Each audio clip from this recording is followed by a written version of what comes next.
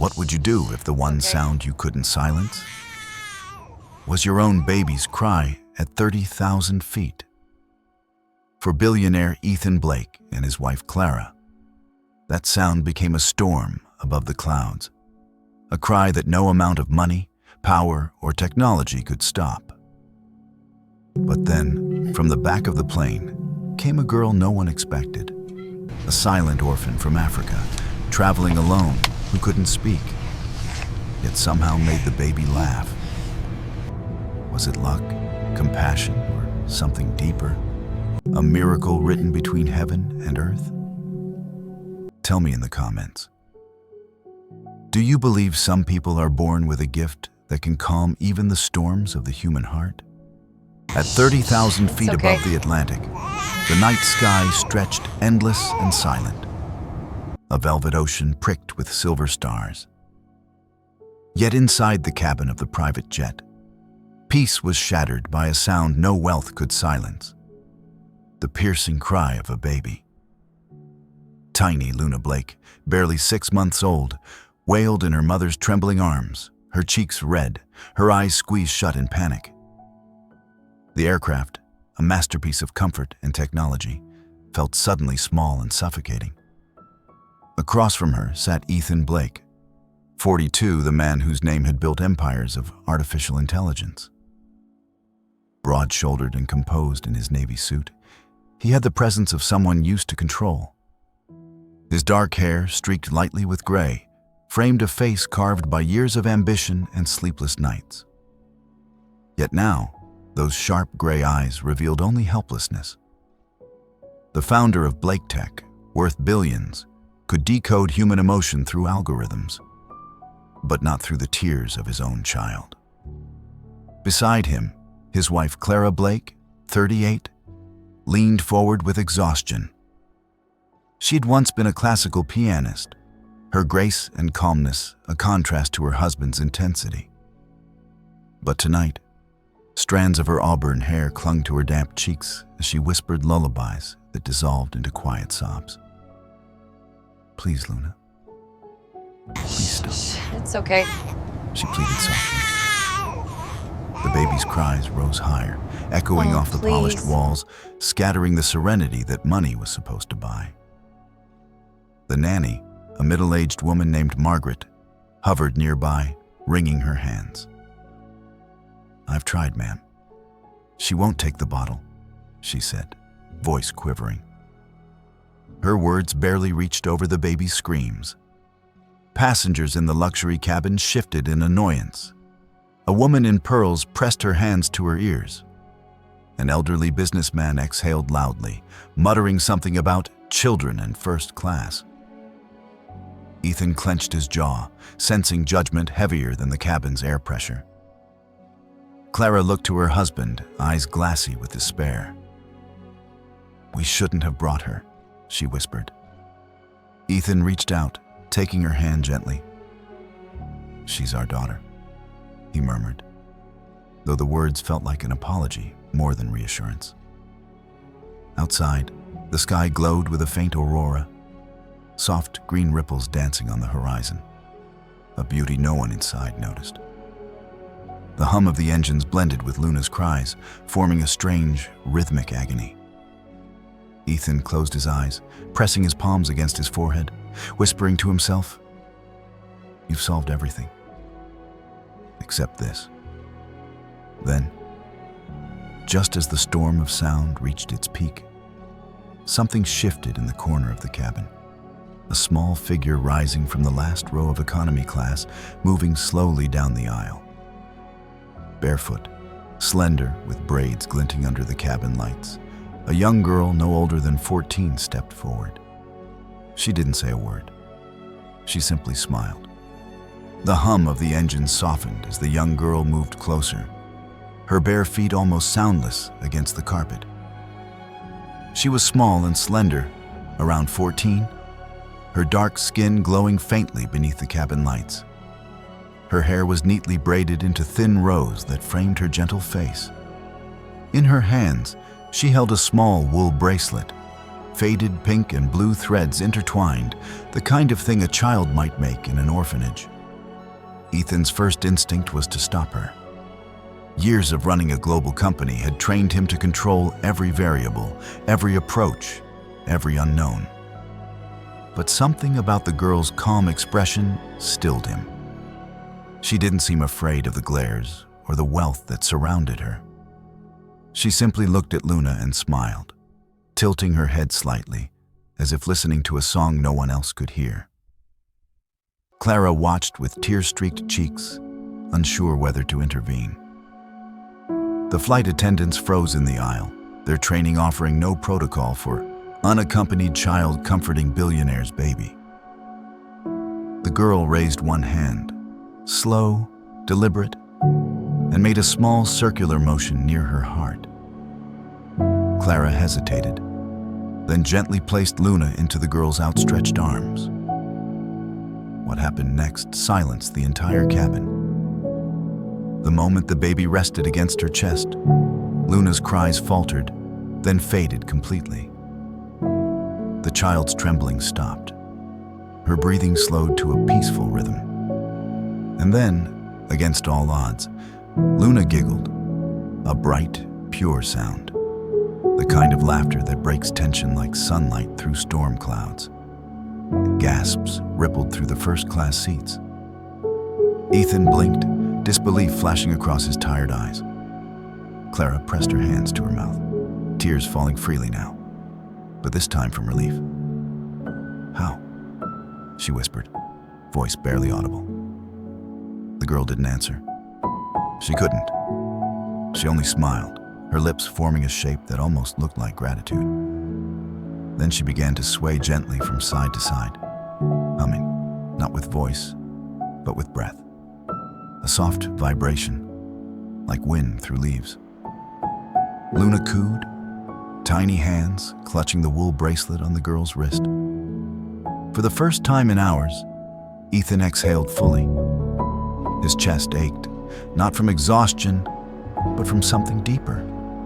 A strange, humbling awe, the kind he hadn't felt since he was a boy, when he still believed in miracles. He leaned toward Clara, whispering, "Who is she?" But no one answered. And as the plane crossed through the midnight sky, a question hung heavier than the silence itself. How could a girl who could not speak calm the one sound even love couldn't? The lights in the cabin dimmed as the plane crossed into night. Only the soft glow from the aisle lights touched the faces of those still awake. Faces no longer tense or impatient, but filled with quiet wonder. Luna had stopped crying. Her small chest rose and fell peacefully, her fingers wrapped around the faded bracelet on the girl's wrist.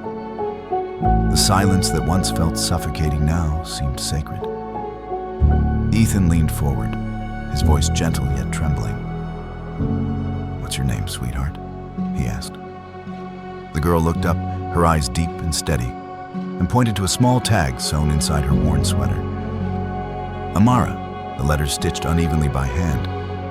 Clara smiled softly. "Amara, that's beautiful." The girl nodded, then raised her hands and began to gesture. Her movements were fluid, expressive, hands that spoke with grace. The flight attendant whispered, "She's using sign language." Ethan watched carefully, trying to understand.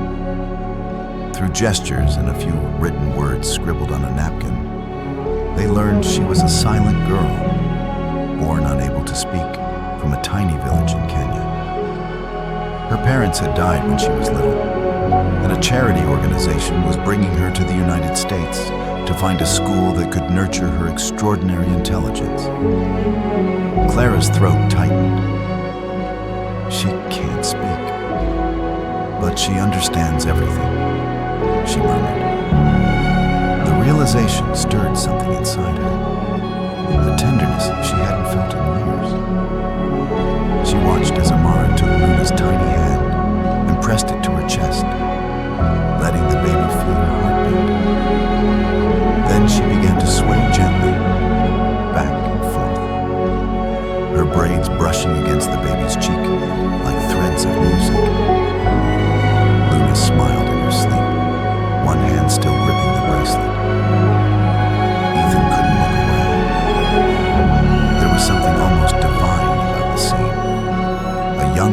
comforting the daughter of a billionaire. Two souls from opposite worlds meeting in perfect balance. For the first time in months, Ethan's mind wasn't thinking in calculations or schedules. It was quiet. He realized that Amara didn't need words. Her silence was her gift. Her language a symphony of gestures, warmth and rhythm. As the plane continued through the darkness, time seemed to pause. Clara rested her head on Ethan's shoulder, whispering, "Look at her, Ethan. She's an angel." He nodded slowly, voice hushed. Maybe she is. But neither of them could have known that this quiet girl, the one who soothed a baby's tears, was carrying a secret brilliance that would soon turn their world upside down. When the plane touched down at JFK Airport, the world seemed to exhale with it. The passengers clapped politely, but Ethan barely noticed. His eyes lingered on the quiet girl sitting 2 rows ahead, now staring out the window as if memorizing the clouds she was leaving behind. Amara sat still, hands folded over her small backpack, the same one she had guarded through the entire flight, patched and faded but cared for with pride. Curiosity tugged at Ethan, stronger than logic. He had seen countless human stories in boardrooms and labs, but none like hers. A child who couldn't speak, calming chaos with nothing but silence and warmth. As his car waited outside, he turned to a flight attendant and asked for more information. Within minutes, he was speaking with a representative from the Hearts and Minds Foundation, who had been seated quietly in economy class throughout the flight. The woman, Ms. Bennett, looked tired but kind, her voice carrying both admiration and weariness. "Amara is one of our brightest children," she explained softly. "Her IQ is 178, higher than Einstein's. But it's not just intelligence. It's the way she sees the world. When she was 10, she solved a university-level mathematical sequence using stones and sand. No one taught her. She just saw the pattern." Ethan felt something stir inside, a mixture of awe and guilt.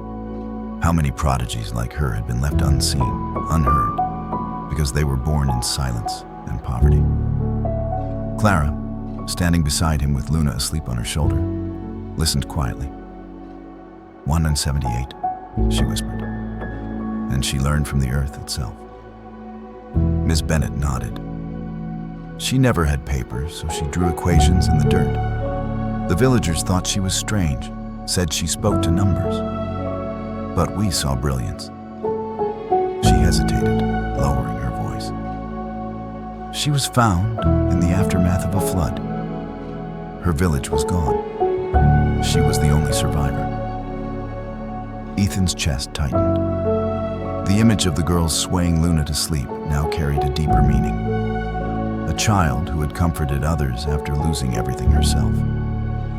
He glanced toward Amara again, who now smiled faintly as she watched the rain streak the window.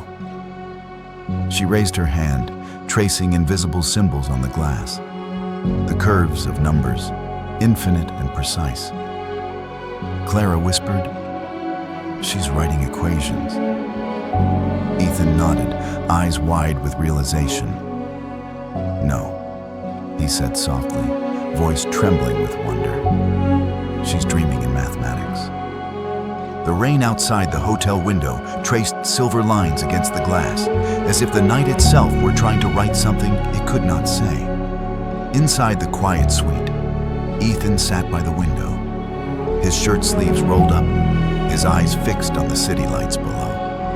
Clara sat on the edge of the bed, rocking Luna gently in her arms, though the baby was already asleep. The room was warm, yet there was a strange heaviness in the air. A feeling that something in their lives had quietly shifted since the flight. Neither had spoken for a long while. It was Clara who finally broke the silence. "I can't stop thinking about it," she whispered. "Amara." The name itself seemed to linger in the air like a prayer. The way she held Luna, the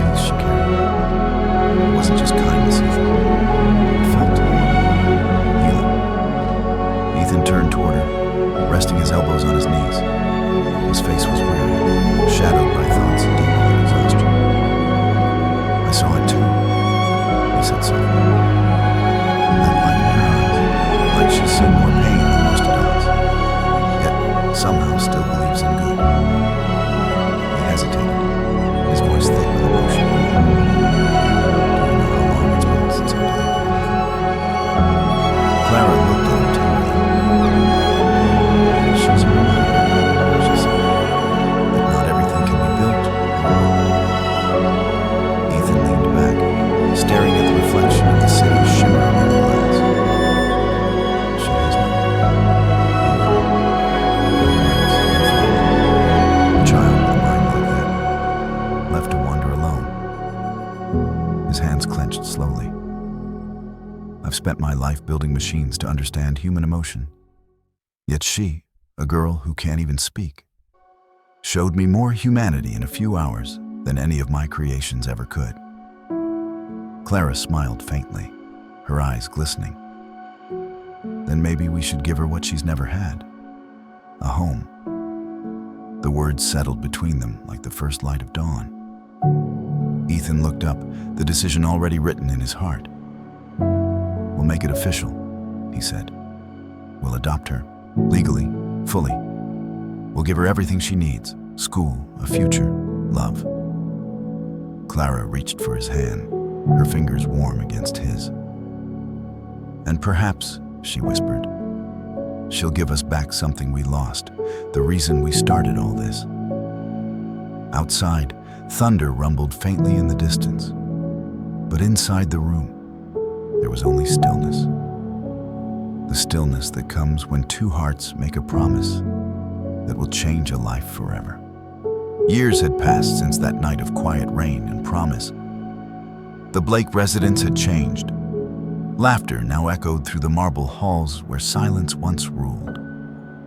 On the second floor, behind a glass wall lined with equations, sat Amara, now 17. Her hair had grown longer, tied neatly behind her head.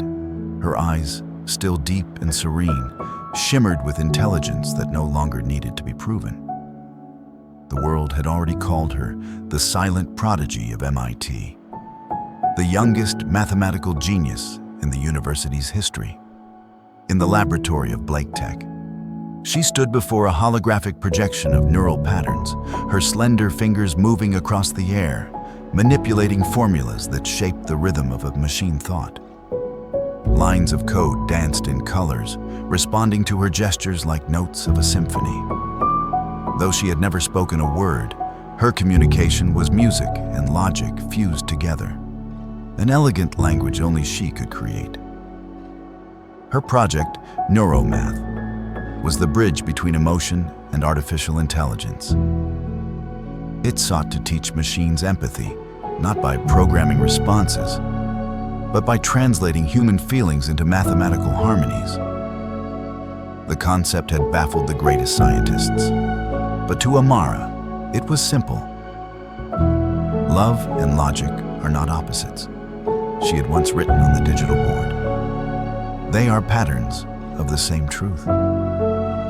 Ethan, older now, watched her through the glass, pride and humility mingling in his heart. There were times he still couldn't believe this was the same little girl who once soothed Luna's cries on an airplane. Clara, beside him, smiled softly. She doesn't speak, she whispered, but the world listens. Amara turned, sensing their presence. Her expression gentle, she tapped a few keys, and the hologram before her shifted, becoming a glowing image of two intersecting waves that merged into perfect symmetry. On the monitor beneath, a line of text appeared. Family, the equation that solved me. Ethan felt a lump rise in his throat. He placed a hand on the glass, whispering as if she could hear his heart through it. No, Amara, he murmured. You solved all of us. Beyond the glass, Amara smiled faintly, her eyes carrying that same quiet warmth from years ago, and turned back to her glowing universe of equations, composing the next movement in the silent music of love and logic. The auditorium of Blake Tech shimmered like a cathedral of light. Thousands of guests, journalists, and scientists filled the hall, their their murmurs blending with the soft hum of anticipation. On the vast stage stood Ethan Blake, now in his early 50s, silver at his temples, but warmth in his eyes. Behind him, a massive screen displayed the words, AI with a heart. It wasn't just a launch. It was the culmination of two lives that had once collided above the clouds. Ethan stepped to the podium. His voice, steady but deeply emotional, echoed through the hall. Years ago, he began, on a flight from London. My daughter Luna cried for hours. Nothing could soothe her. Not money, no power, no technology. Until a silent girl stood from the back of the plane. The crowd grew still. Ethan's gaze softened, finding Amara, now 22, standing gracefully beside him in a simple ivory dress. Her expression was serene, her presence limitless. That day, Ethan continued. A child who could not speak taught me what it meant to listen, not with ears, but with the heart. He paused, his throat tightening. She didn't just calm my daughter. She awakened something in all of us. Behind them, the screen came alive. A projection of Neuromath's AI, visualizing human emotion as waves of color and sound, pulsing like a heartbeat. Today, Ethan said, we launched the first artificial intelligence capable of understanding empathy, thanks to the genius of the girl who turned silence into a language. The applause was thunderous. Amara stepped forward, the lights painting her face in soft gold. She placed a hand over her heart and looked toward the audience, the same gaze that once stopped a baby's cry. Slowly, she raised her hands and formed the sign for thank you. The cameras flashed. The audience rose in unison, many with tears in their eyes. On the screen behind her, the AI responded to her gesture, translating it into text that glowed across the wall. Thank you for believing that silence can speak the language of love. And then, through the speakers, came a sound that made every heart tremble. A digital echo of Luna's baby laugh, the same laugh that had once silenced a storm above the clouds. The hall erupted in applause, and for a fleeting moment, humanity and machine felt the same thing. Connection. Ethan turned to Amara, whispering through the thunder of applause, "You've done it, my daughter. The world finally hears you." Sometimes, the greatest miracles are not thunder or fire, but silence that heals. Amara's story reminds us that God often speaks through the quiet hearts of those the world overlooks. In a single act of love, a cry was calmed, a life was changed, and a new light entered humanity's story. When we choose compassion over judgment, when we listen instead of speaking, we become instruments of His grace. If this story touched you, share it. Leave a comment, subscribe, and help us spread faith, kindness, and the gentle miracles hidden in everyday life. May God bless your heart, your family, and every act of love you give to the world.